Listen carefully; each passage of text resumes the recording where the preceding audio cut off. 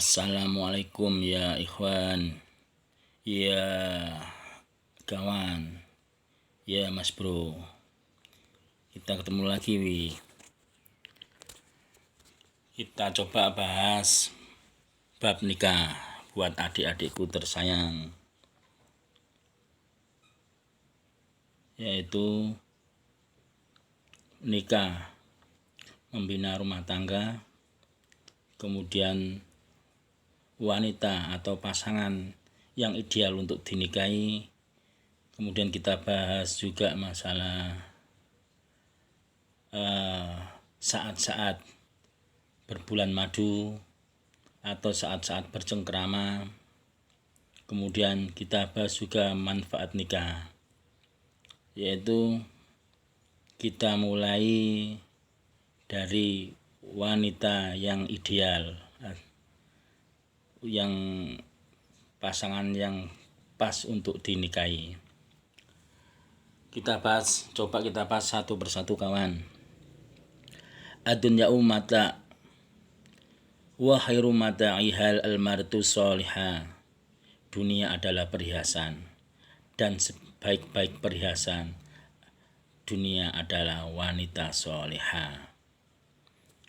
Kemudian kawan, jangan lupa yaitu sebab-sebab kita menikahi pasangan atau kita mencari pasangan, yaitu kita harus mengingat 4 perkara. Tanhahul mar'atul arba, limaliha wa hsabiha wa jamaliha wa diniha, yaitu pasangan wanita yang kita nikahi itu biasanya disebabkan 4 faktor, yaitu hartanya, nasab atau keturunan, yang ketiga kecantikan, dan yang keempat faktor agama. Dan sebisa mungkin dari 4 faktor itu kita ambil yang paling utama, yaitu faktor agama. Kenapa kawan? Karena kalau kita mengambil dari unsur 3 faktor, yaitu karena harta, nasab atau keturunan, serta kecantikan, maka Allah akan hinakan. Tapi kalau kita memilih yang keempat, yaitu faktor agama, maka kesemuanya akan dapat dan kita akan termuliakan. Itu sekilas dari 4 sebab kita menikahi seorang wanita yang ideal kawan. Yang kemudian selanjutnya kita bahas yaitu waktu yang pas melakukan bersenggama atau bercengkrama, kemudian saat-saat datangnya libido atau gairah seksual seorang wanita. Karena apa kawan? Karena dalam keseharian datangnya bangkitnya gairah seksual atau libido seorang wanita itu mengikuti kalender hijriah atau bulan, yaitu tanggal 1 itu bisa jadi datangnya gairah seksual libido seorang wanita itu datang bangkitnya itu dimulai dari kaki, nanti di tanggal berikutnya 2 bisa di betis, nanti di tanggal sekian itu datangnya bisa dari ketiak, dari arah yang lain. Jadi setiap hari itu berubah-ubah kawan. Kemudian jangan lupa dalam kita berkumpul dengan pasangan kita, itu kita jangan lupakan adab atau ilmu etika atau ilmu akhlak. Yaitu karena apa kawan?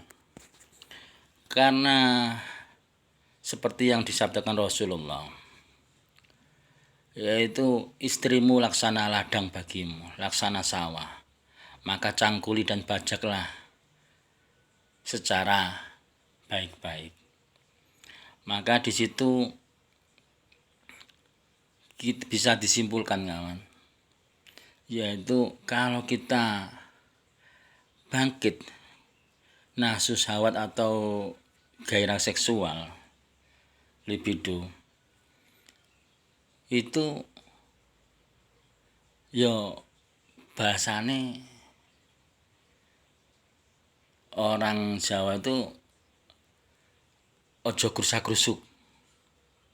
Ojo grusak-grusuk dalam arti yo dume kepingin langsung main tancap gas plotrok ke katok jangan. Atau kita harus pakai etika, pakai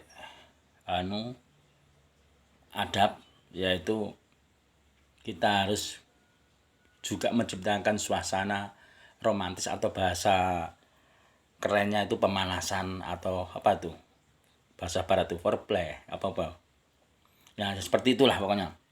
Jadi kita harus bisa menciptakan suasana yang indah. Ya kalau bisa kita bikin memanjakan sekwilda, itu sekitar wilayah dada, atau mungkin kita mulai dari hal-hal sekitar bupati, yaitu buka paha tinggi-tinggi. Nah itu kalau dari situ ada suatu adab-adab etika yang harus kita pegang. Begitu juga ketika kita dalam kondisi junub atau berhadas besar, yaitu kita juga ada etika yang harus kita pegang teguh. Jadi nanti di momen-momen berikutnya kita bahas dalam hal-hal saat memadu kasih, saat mungkin kepingin kita punya keturunan itu laki-laki atau perempuan, itu ikhtiarnya gimana, habis melakukan memadu kasih itu kita harus seperti apa posisi tidurnya supaya kita dianugerahi seorang mungkin anak yang kita inginkan itu laki-laki atau perempuan. Itu ada nanti di pembahasan. Sementara itu garis besarnya nanti bisa disambung di lain kesempatan. Kita cukupkan saja. Jadi intinya kita bahas ini dalam mengambil dari kitab Qurratul Uyun, yaitu Syarah Nadhum Ibnu Yamun. Langsung kita ambil poinnya untuk saat ini, yaitu wanita yang ideal untuk dinikahi, yaitu dalam memilih pasangan jangan lupa yaitu 4 perkara, yaitu dipilih karena faktor harta, keturunan atau nasab, yang ketiga kecantikan, dan yang keempat agama. Maka pilihlah yang faktor yang keempat, yaitu karena agama. Ingat sekali lagi, yaitu jika kita pilih faktor yang lain akan Allah hinakan kesemuanya.